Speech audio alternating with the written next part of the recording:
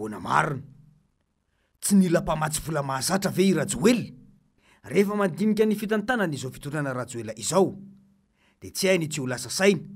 sy ho latsabava hoe sa izay mitendry fa mandroso i Madagasikara tato anatiny efa taona izay. Iza tokoa izany no sa hitendry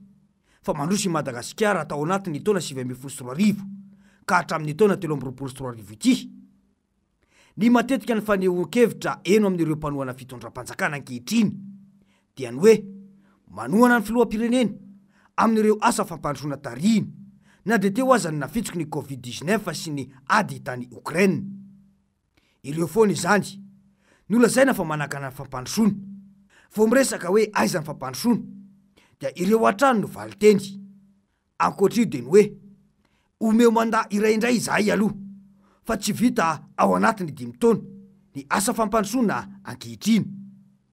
Na ingafoloha aza na namafy sy ny vady dela indray fa tsy vita ao anatin'ny 5 taona ny asa fampandrosoana, ka isan'ny antony nilazana fa amin'ny taona 2024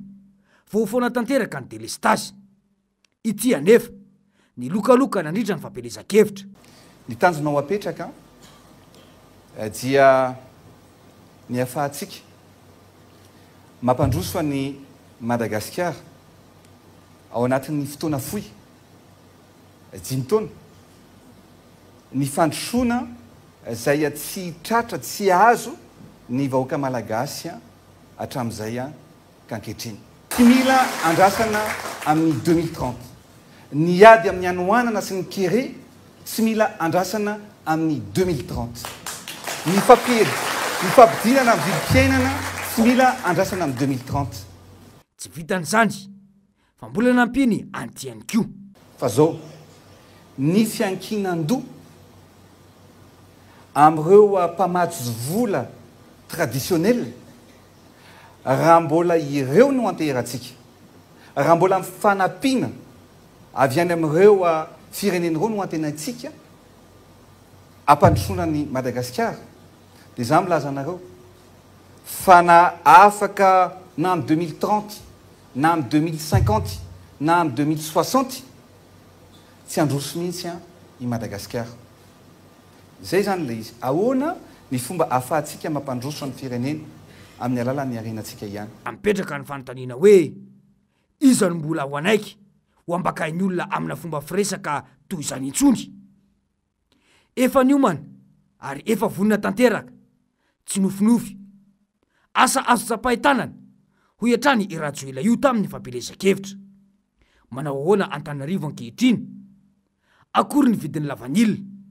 Akory ny vidim-piainana sy ny vidim-bary? 500 ariary ve ny kilao ankehitriny? Efa misy aza ny mihinana gidro, sokatra, oditra. Ry zareo mpitondra sy fanatika ihany no mahita amin'izao fa mandroso faran'izay aingana ny firenena. Lazaina mihitsy aza fa hoe misy tsy maharaka ny asa fampandrosoana.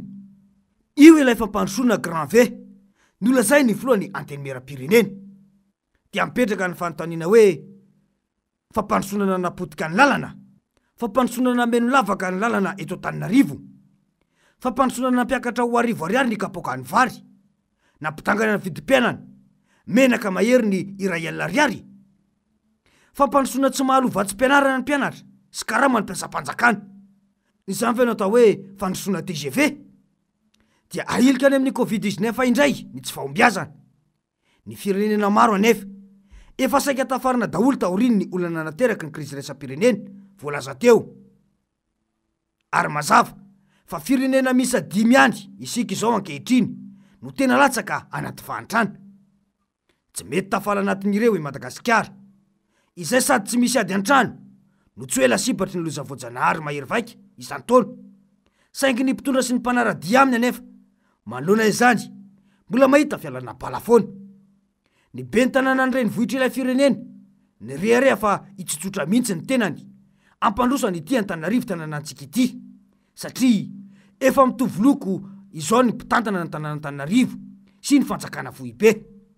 Ny hita miariary anefa dia tsy mazava hatramin'izao ny fampiasam-bola eo anivon'ilay komina sy ireo rafitra azo lazaina hoe naorina tato anatin'izao fitintanana izao toy ny SMGD sy ny SMA.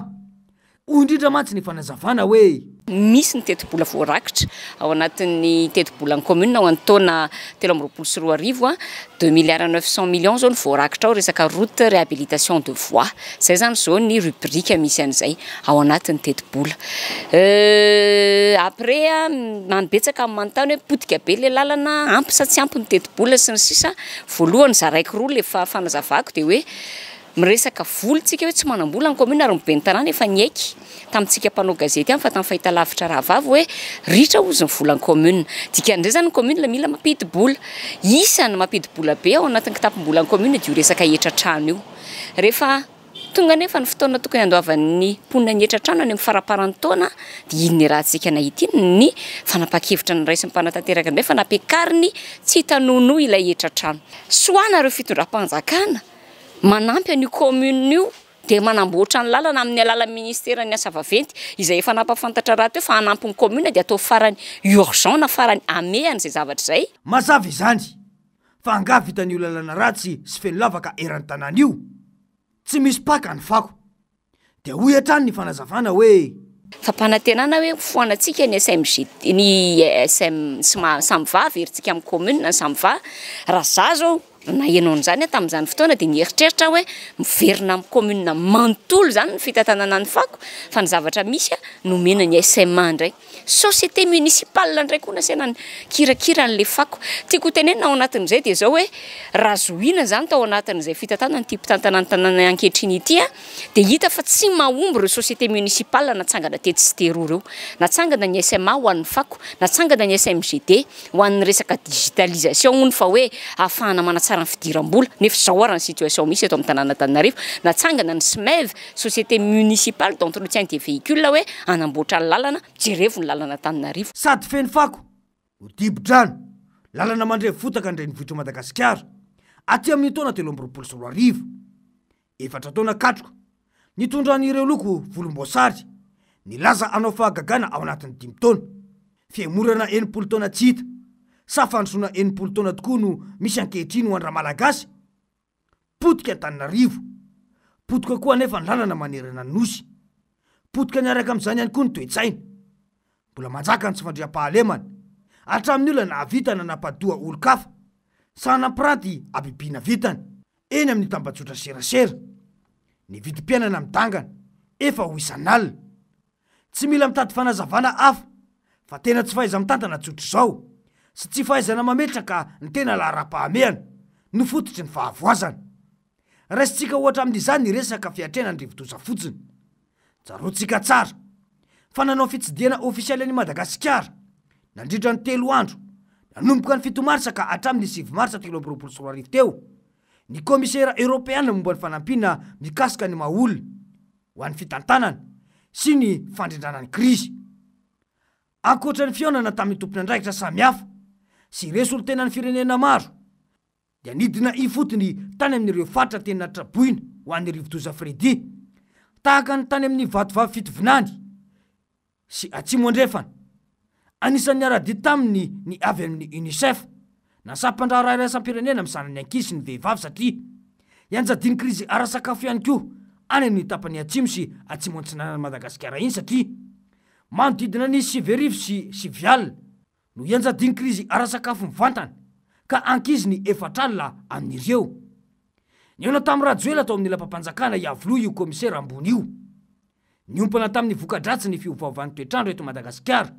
sy ny fiatrena izany ny fionana anisan'izany ny aintany any atsimony nosy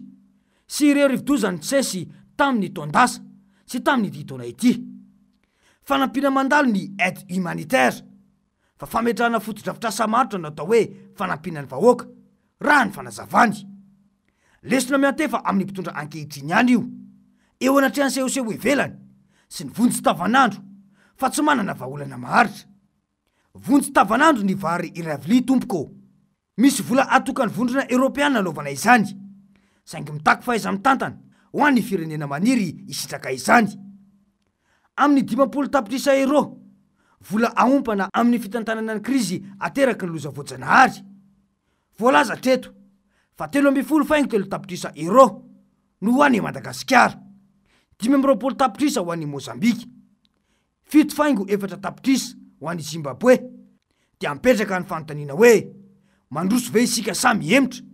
nila ny fanampiany mpamatsy vola mahazatra ve Rajoelina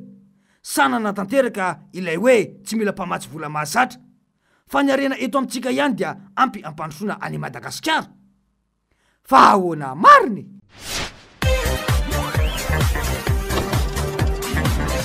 ahoana mariny